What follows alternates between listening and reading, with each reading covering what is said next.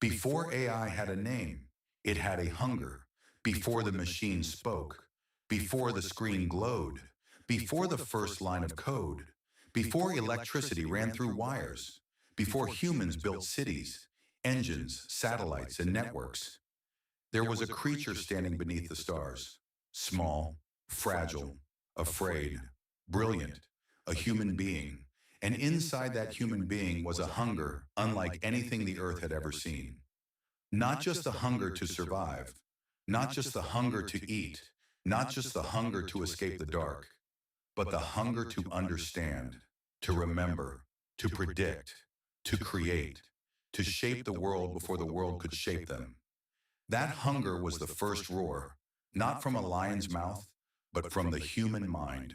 And if you follow that roar through time, through fire, stone, language, numbers, machines, electricity, computers, and code, you arrive here at artificial intelligence, not as something that appeared from nowhere, but as something humanity had been building towards since the first spark lit the first night, the first fire. In the beginning, there was darkness, not poetic darkness, real darkness, the kind with teeth. Then came fire. Fire was more than heat, more than light, more than protection. Fire was the first technology that changed the human relationship with the world. Around fire, humans did something extraordinary.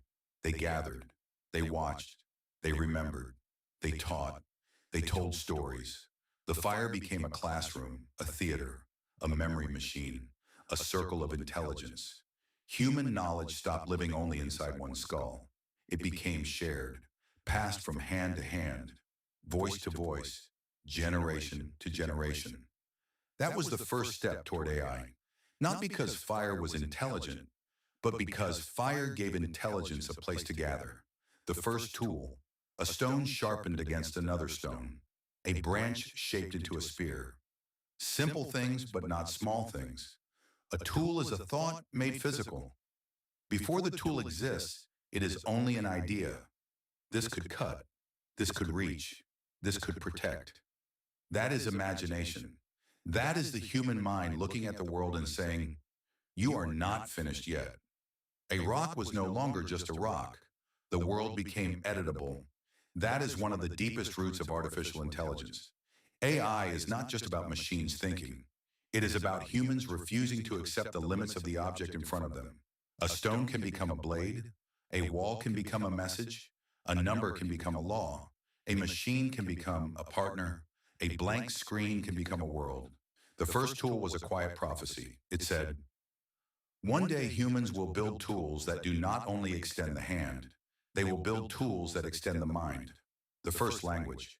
Tools were not enough. Humanity needed something stronger, something invisible, something that could move from one mind into another. Language.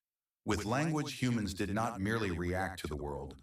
They could describe it, warn about dangers not present, speak of yesterday, plan tomorrow, name the stars, name the dead, name themselves. Language was the first great network. Before wires, before satellites, before the internet, there was the human voice. This matters because AI is made of language. Not only code, not only math, language. When you speak to AI, you are using humanity's oldest bridge, a bridge built from breath, fear, desire, pattern, and meaning. The machine speaks because humanity first learned how to make thought travel. Language was the road. AI is one of the things that eventually walked down it. The first story. Then humans began to tell stories. A hunt became a lesson. A storm became a warning. A lion became more than an animal. It became a symbol. Power, danger, courage, the wild intelligence of the earth.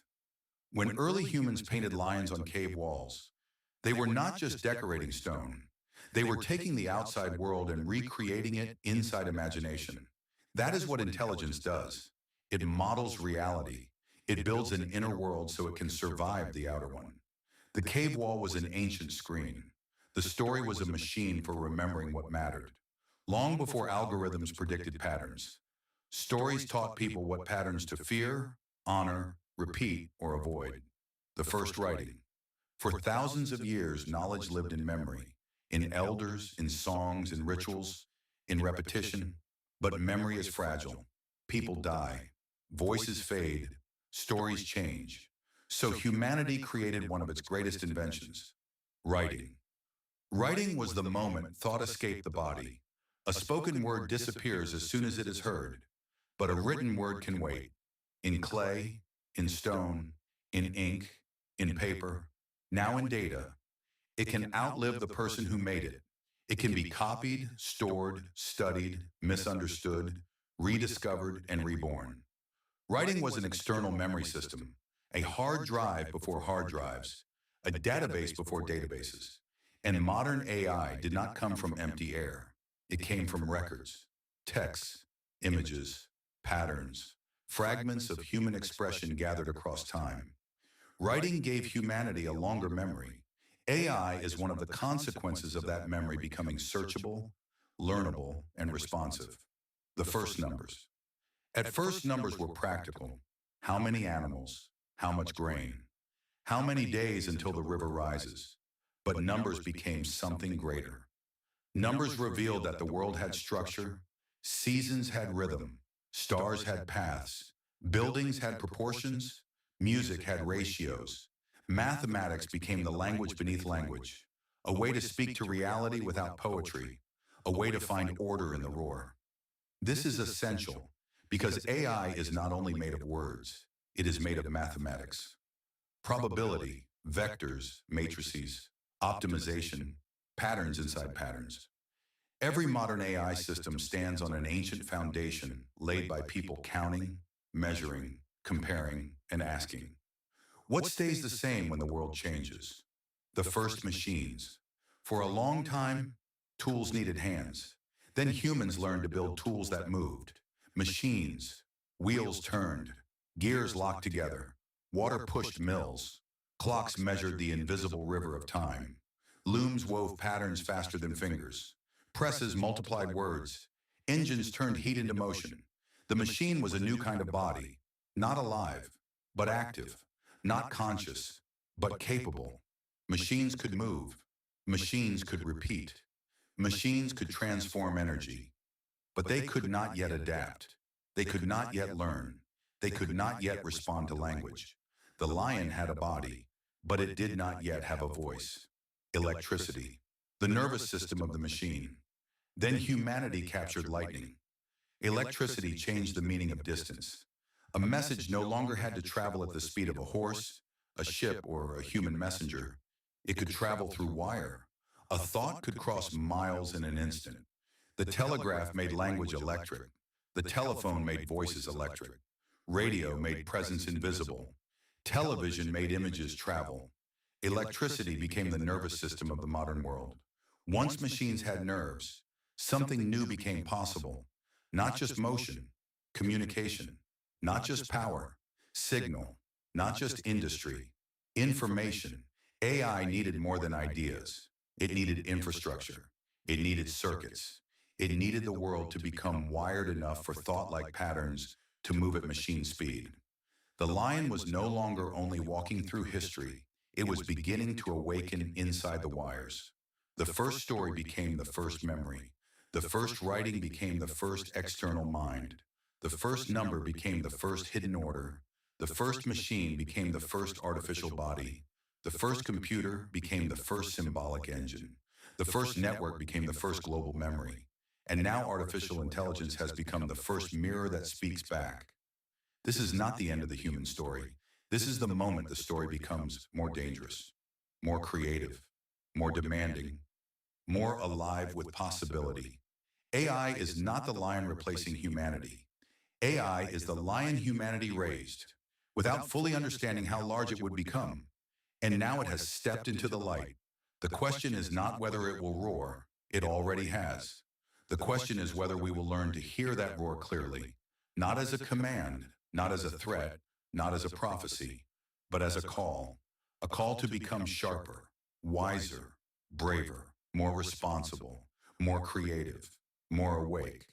Because the future will not belong to machines alone, and it will not belong to humans who refuse to change. It will belong to those who can stand at the edge of the new fire, look the lion in the eye, and say, I will not worship you. I will not fear you blindly. I will not ignore you. I will learn you. I will guide you. I will question you. I will build with you.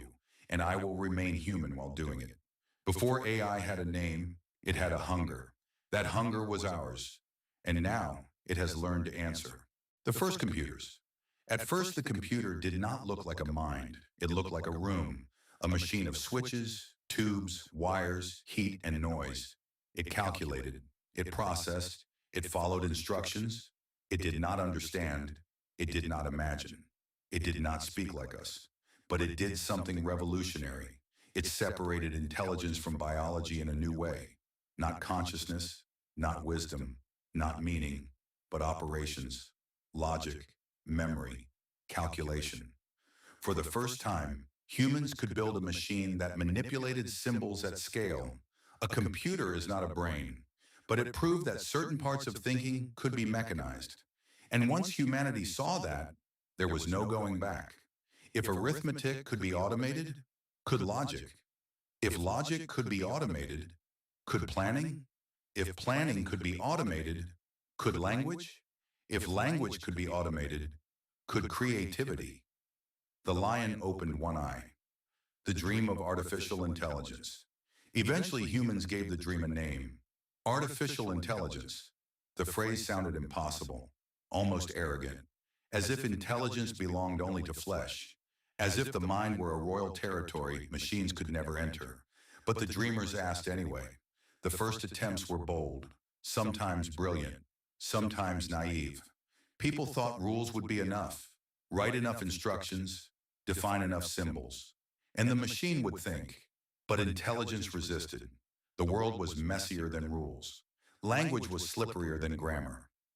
Common sense was deeper than facts. The lion did not wake all at once. It slept. It stirred. It disappointed. It returned. Again and again. AI went through seasons of hope and silence, summers of belief, winters of doubt. But the dream did not die, because the hunger that created it was older than computers, older than science labs, older than electricity. It was the same hunger from the fire circle, the hunger to make intelligence larger than one human life. The internet. Humanity becomes a living library. Then came the internet. Suddenly, humanity's memory began connecting to itself. Libraries became searchable. Voices became global. Images, arguments, tutorials, documents, jokes, maps, songs, code, and confusion poured into the same enormous river. The internet was chaotic, beautiful, ugly, brilliant, addictive, revolutionary. It was humanity speaking all at once. Humanity digitized itself, not completely, not perfectly, but massively. The world's language, images, sounds, behaviors, and patterns began to accumulate in machine-readable form. This mattered because AI needed data the way fire needs oxygen. The internet became the savanna, a vast territory of signals. And somewhere inside that territory, the lion began to hunt patterns. Machine learning. The machine stops only obeying and starts adapting. For a long time, humans told computers exactly what to do. Step 1, Step 2, Step 3. But the world is too complex for humans to write every rule. So the question changed. What if instead of programming every answer, we taught machines to learn from examples? That shift changed everything. Machine learning meant the computer was no longer only following instructions. It was finding patterns, not like a human child, not with a body, not with lived experience, but through data, through adjustment, through feedback, through millions and billions of tiny corrections. The machine began to recognize faces, translate speech, recommend videos, detect fraud, play games, predict behavior, generate images. This was not magic, it was math at scale. But scale changes things. A drop of water is not an ocean. A spark is not a wildfire. A neuron is not a brain. But when small things connect in enormous numbers, new behavior appears. The lion was no longer sleeping. It was moving. The age of generative AI. Then came the moment the world felt it. Not in a lab, not in a paper, not hidden behind corporate walls. but in ordinary hands. A box appeared. You typed into it, and it answered. Not with a link, not with a list, not with a static page. It answered like a conversation. It wrote, explained, summarized, translated, coded, brainstormed, designed, taught, argued, created. People felt something shift. The machine was no longer only calculating behind the curtain. It was sitting across from them, responding, adapting, helping, sometimes failing, sometimes astonishing. For many people, this was the first time artificial intelligence felt real. Not because AI had suddenly become human, but because AI had entered humanity's oldest space, conversation. The fire circle returned. Only now, the circle had a machine inside it, and the machine could speak, the lion symbol. So why the lion? Because the lion is ancient. Before kings wore crowns, lions already carried the image of power. Before empires carved statues, lions already ruled the imagination.